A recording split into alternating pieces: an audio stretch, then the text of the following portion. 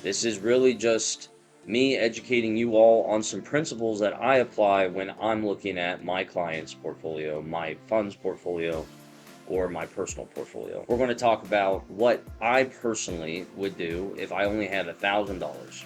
And it'll give you some hints into what I do professionally. Chainlink has been around for a very long time.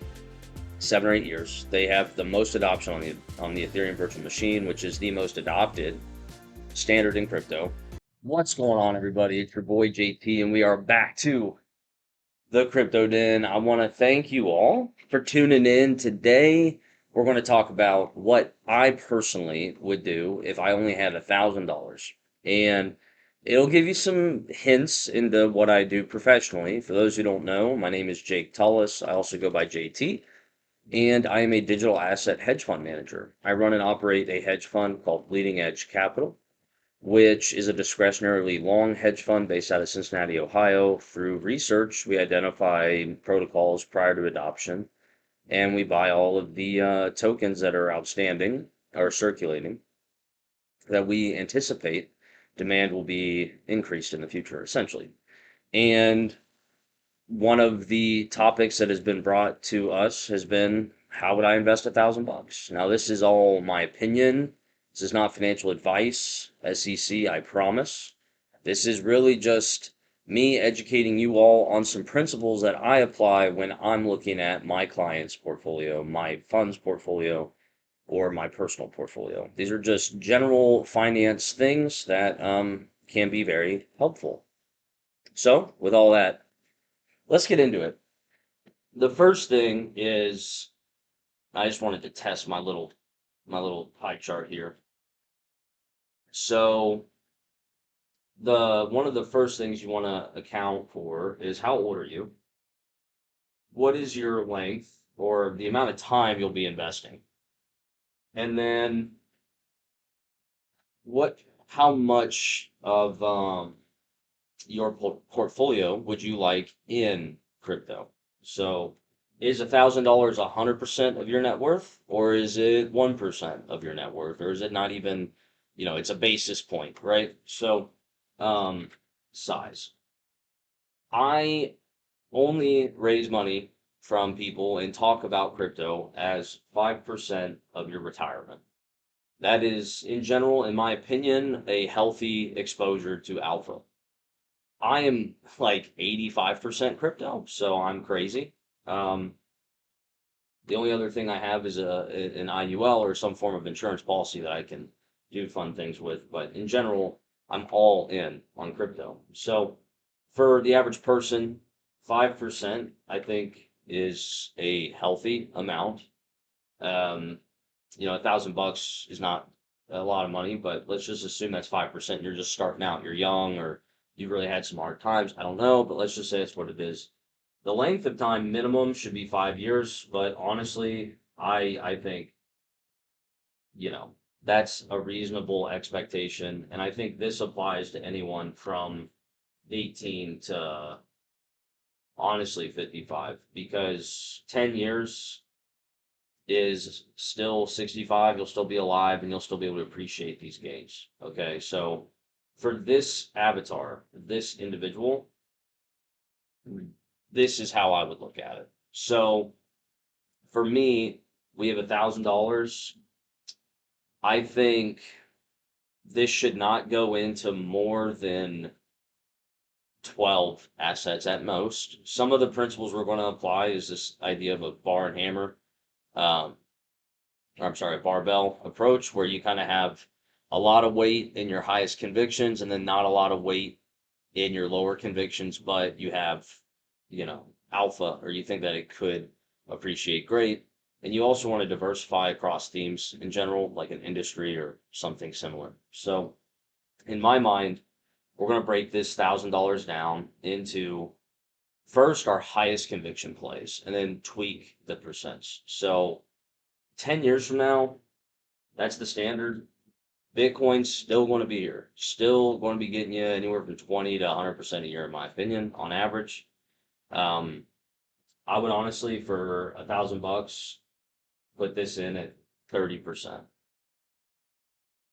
And then, honestly, ETH has been underwhelming, but I like Sol at 10.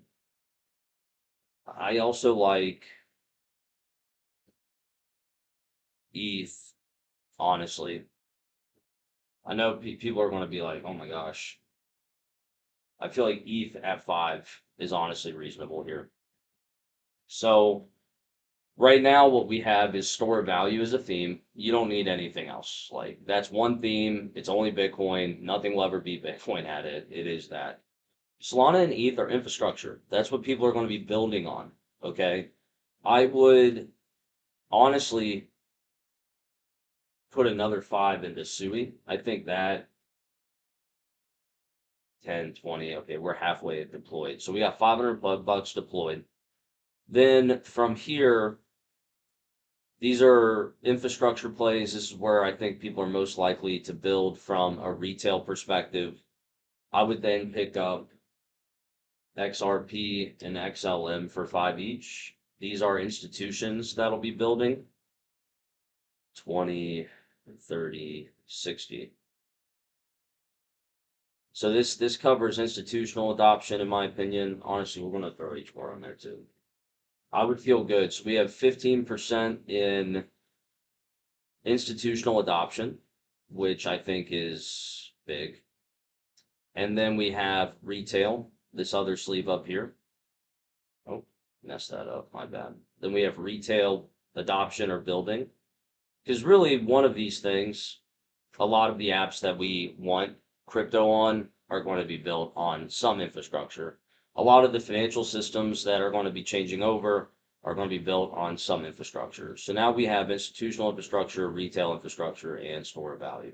Hey everybody, it's JT. Just in case you didn't know, I would love a sub. Almost 97% of you that have viewed our content have not subscribed, and it would mean the world to me if you just hit that sub button, give us a like, and let us know how we're doing. All right, back to the content. That leaves us, I believe, 15, 25, 35, 65. That leaves us 35% for other sleeves, AI, gaming, etc. So I think the next thing, in my opinion, would be I like AI. I really like Tau. I like Near. And I like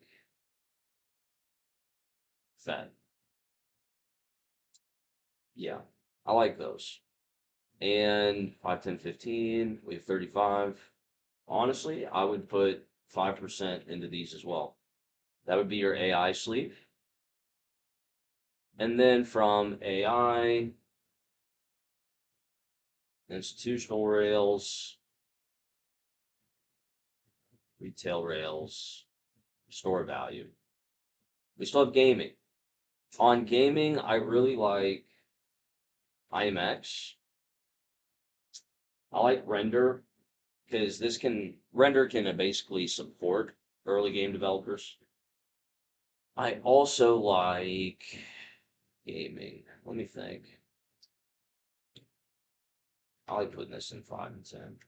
What is this?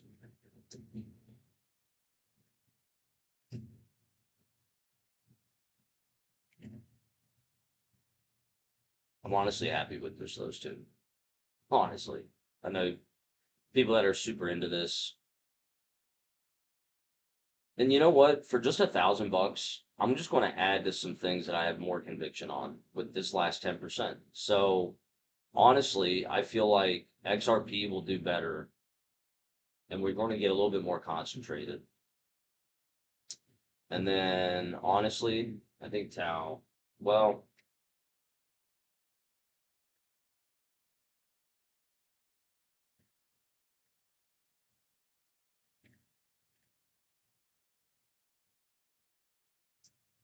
I like these a lot better.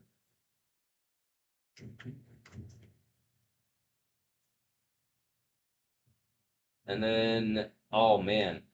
All right, actually, everybody. You know what? No, we're going to do this, and then we're honestly going to put this down to 25, and then we're only going to pick up Link. I can't believe I left Link out for interoperability. Yeah. honestly. And then fifth, honorable mention, 2.5. Uh, oh, sorry. No. Stop freaking out. There we go. So, yeah, that's roughly how I would do it. I would do a diversified portfolio across all of our themes here. So this is gaming, and this is interoperability. Um, in general, we got 6 themes. We are diversified across these themes. These are some of the best projects, in my opinion, in these sleeves. And we've taken a lot of weight in our higher conviction plays, but we also have small allocations into things that I believe are undervalued that could appreciate a lot more. The general idea is that you pick up these smaller projects that you don't, maybe they're not around long, a long time. Maybe they've only been here 2 years instead of 15 like Bitcoin. So a lot can happen in their roadmap, but in general, you have conviction on their thesis today. If Pith, just one example, Link and Pith for interoperability. Chainlink has been around for a very long time, 7 or 8 years. They have the most adoption on the Ethereum virtual machine, which is the most adopted standard in crypto. But then you have this new age Pith, which is came out 6 years after Link, that is basically attacking everything but Ethereum, and it's roughly 12 times smaller than Link. They have a very similar business model, which has been proven, and they have faster tech.